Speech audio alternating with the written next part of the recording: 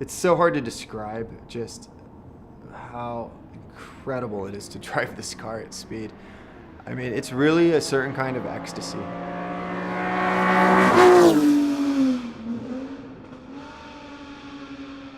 And then when you're sitting in the cockpit right between, the engine and the sound blaring out the back, there's a vibration going through the car that it just gets through every part of your body. And it's such a beautiful sound, and yet it's kind of ferocious at the same time.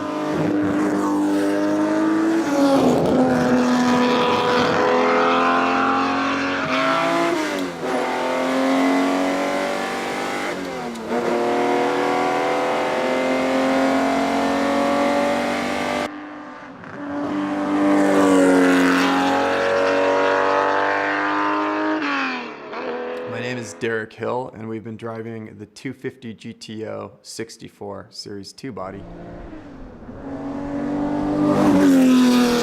The GTO came about as a car that Enzo Ferrari wanted to build, basically to handle the newer spec V12 engine that had the full Testarossa specs.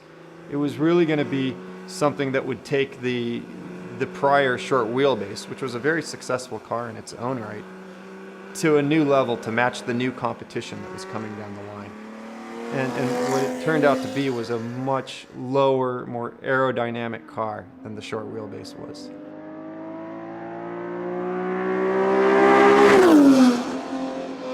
The debut of the GTO was March 1962 at Sebring 12 Hours, and my father was one of the drivers.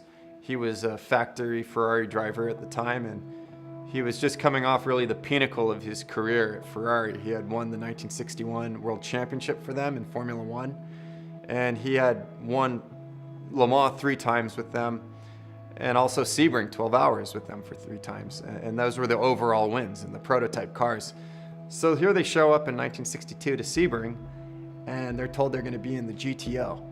The GTO was a GT car. The GT class was a level below the prototype class, so it generally meant it wouldn't be a car that could go for the overall win.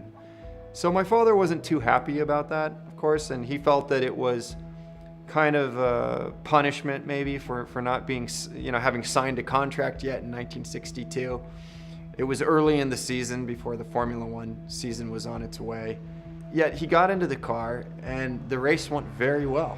He was surprised how well the GTO could hang with the prototype Ferraris. And so all in all, they did finish second behind one of the Ferrari prototypes, but they were first in class. And when it was all done, he was very surprised what a great handling car it was.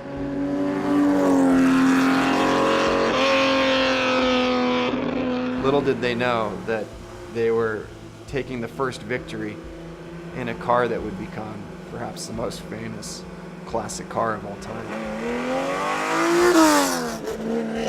This car, the 1964 GTO 5571, which was really the first of the Series 2 body with the 64 style body. This was it was an important car in that it won some great races. It won the Daytona Continental 2,000 kilometers, and my father raced it in that race. And that was the race in 1964 that would become a couple years later the 24 Hours of Daytona that we know today. This particular car also won first in class at Sebring and also at Nassau, which my father took that win for them as well.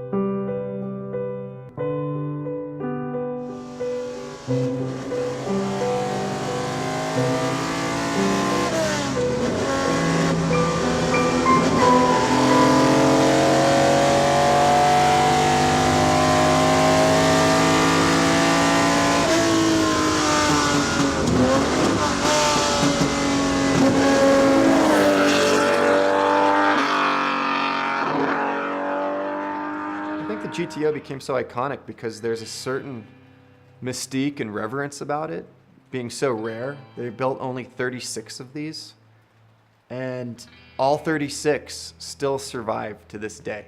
Each one has its own unique history. They all have their little differences. There's no doubt that all of that adds up to making them perhaps the most valuable cars in the world. The car is very comfortable to sit in. I mean, it's just like the body was wrapped around every component with minimal clearances. That's how I feel when I get in the car. I'm 6'2", and I don't think I have 1 inch to spare anywhere in there. But once you're in, it's very comfortable. The shifter is unlike anything else I've ever experienced. It's like this, it's like holding a pool ball, you know, on the end of this tall stick, and it's just so perfectly placed. And you think at first, what is it with this giant lever? But you get in there and you start shifting and you're like, this is just exactly where you want the shifter to be. They were able to produce 300 horsepower on these cars. They had 6 Weber carburetors. They were nearly bulletproof engines. They could run 24-hour races, and then you could drive it another 1,000 miles to get home if you wanted.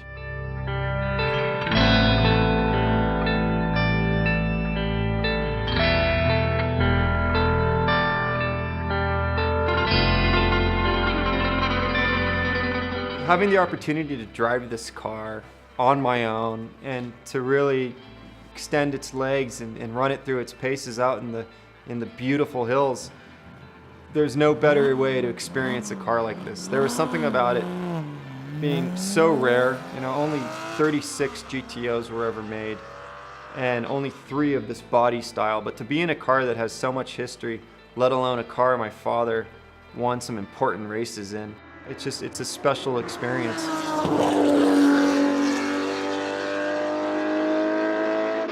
All around, I think the GTO they achieved a great balance of aerodynamics, great handling, and a car that was all around a great performer, and it showed by beating all of its competitors.